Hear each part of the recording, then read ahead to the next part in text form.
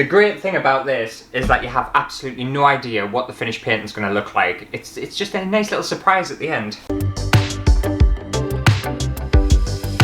Hello everyone and welcome to my studio floor. Yes, I've had to move everything around in the studio because today I'm going to be showing you how I make spin art. Now you might be familiar with spin art painting and the spin art technique from Damien Hirst's paintings. But Damien Hirst didn't invent it. He wasn't the originator. There were many artists who came before him who did spin painting, including Alphonse Schilling, who was one of the first ones in the 1960s to kind of start using this spin art technique. Also in the 1960s and the 1970s you had Annick Gendron, who again she used spin arting in her paintings, as well as Lawrence Stafford and Mark Chadwick. They both did spin painting as well. And this is according to Wikipedia as well. I don't know this off the top of my head, okay? I just did a little bit of research before this video. But yeah, so Damien Hirst, he didn't invent it or anything, he just copied off other artists. And then I copied off him.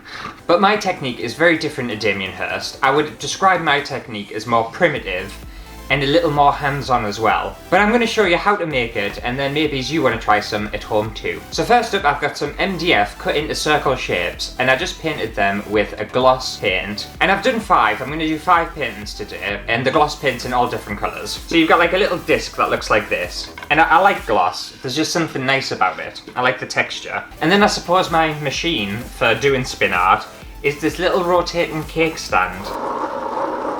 And I've just got blue tack stuck on it, and I just kind of stick it on, and then that's how I do it. It's all manually operated, there's no machinery, there's no wiring or electricity or anything like that. It's very basic, just like me. See, and then you can just spin it like that. Lovely. And at the end of the video as well, I'll show you one of the giant spin paintings I did, because it's so cool. On a bigger scale, they look amazing. But these ones are just going to be little small ones. And for a painting this size as well, I don't usually go for too many colours because the colours all kind of mix into one another and they kind of change and stuff as they go on. So I'll just go for 4 basic colours to start off with. So the paint and the medium I use for these spin paintings, I just use some regular PVA glue and just some acrylic paint and mix them together. And obviously I've gone for a copper, a blue, a black and a green. So it's going to be quite a dark painting, this one.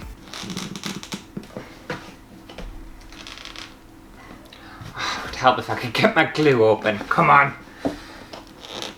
Oh my god. Finally got that open. Off to a good start. Alright, so you just want to decanter some of your PVA into a little container. And I don't dilute my PVA or anything like that down. I want it quite thick. You could also use a pouring medium if you wanted to for this. But the problem with pouring medium is because it's so thin, it'll just slip off the MDF really quickly, and I don't want that to happen. I want all of this paint to stay on and merge and kind of mix as much as possible. So you want a thick viscosity, I think is the correct term. Look at me with my vocab, I'm improving. The great thing about this is that you have absolutely no idea what the finished painting's going to look like. It's just a nice little surprise at the end.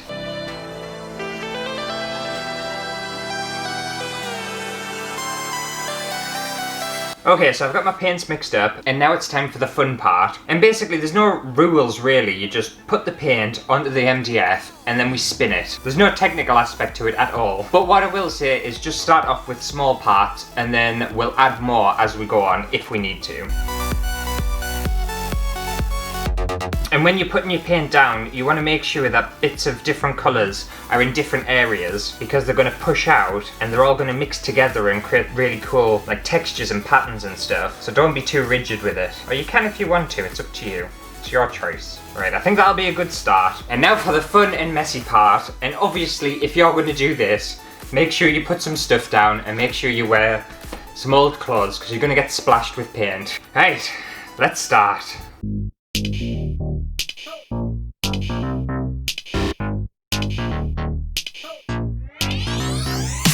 Okay, so then it's starting to look a little bit like this, and it started to connect to the ends on certain points. But what I want to do is I want to add some more colours because at this point you can kind of try and figure out the composition and figure out where you want the paint and where you don't want the paint. And it makes sense as you're doing it, you just find out what feels right and what doesn't. So obviously I can see that I need a little bit more blue and a bit more copper, and I think I want a bit more volume around this bit. So I'm just gonna add some paint just over the top. You don't have to be precious about it at all. You can be as messy and as crazy as you want.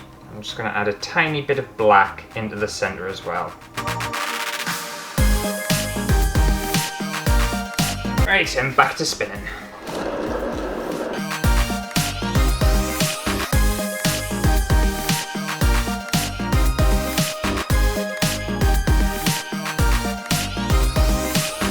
And it will get to a point where it becomes quite tricky to spin it without getting hold of the paint. So that's why it's important to have these blank spaces where you can kind of get your finger there when it slows down and then just give it a good spin again.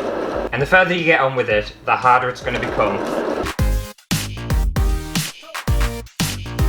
Right, I can already see that basically all the green's gone now. It will still be underneath though. Probably is when this dries, you're going to get some green that shows up through the other layers. But I just want to add a little bit more. And it looks like these two parts are going to be quite kind of thick and heavy with paint. And it's going to be quite sparse around these sides. So I'm just going to add maybe a little bit more, just hints of green on the top. And back to spinning.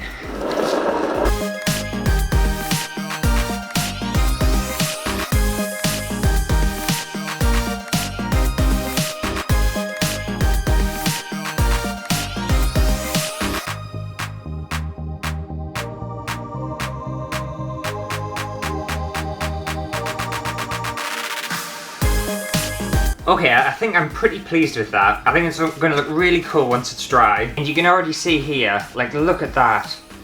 It's just, there's just something so nice about it. All that kind of texture and pattern, and the copper is kind of mixed with the blue and kind of gone purple. I love mixing paint, there's just something mesmerising about it. Very messy, but I love it. So I'm going to put that to one side and obviously let it dry. And some more of the colours and more of the textures will appear as it's drying. And I think what I'm going to do now is I'm going to do all the other four and I'm just going to speed through them and play some nice music so you can just sit back, relax, watch, be mesmerised and enjoy some more spin art. And then obviously I'll meet you at the end and we can have a little chat.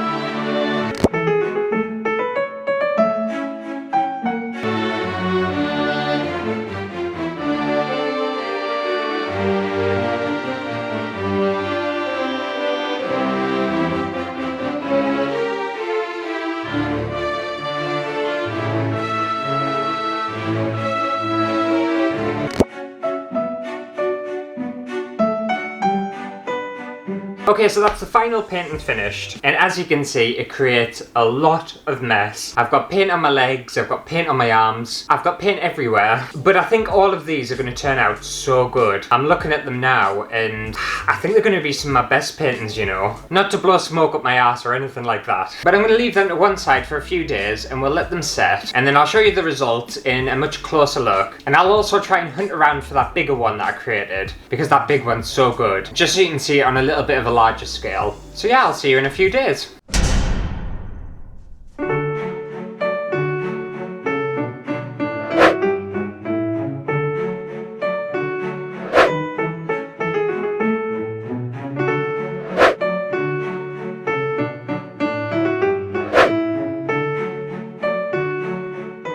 So there's my finished spin paintings, and I think they've turned out really good. I'm pretty pleased with them. I think my favourite one has to be this black one. I really like how minimal it is down at the bottom, and then there's quite a lot of action happening at the top. I just really like the orange in this one as well. And the closer you get as well, the more textures you can see. It's quite difficult on camera. But let me know in the comments which one of these spin paintings was your favourite. And now I'll show you my larger painting that I did. I'm gonna have to move my table and everything because it is absolutely ginormous, so give us 1 second.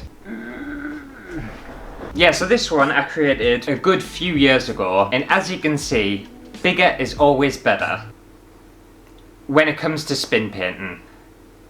Also other things. But I think this one is one of my favourite paintings I've ever done. The textures and everything, the colours it's just perfect, it really is. But it weighs an absolute ton, it is so heavy. But I think that does it for today's video. Hopefully you have enjoyed it. If you did, make sure to give it a thumbs up. And let me know down in the comments whether I've inspired you to create your own spin paintings. Or whether you already create spin art, you might already do it. But yeah, it's definitely a technique you should try if you're into abstract art. Anyway, I'll see you next week for a brand new video.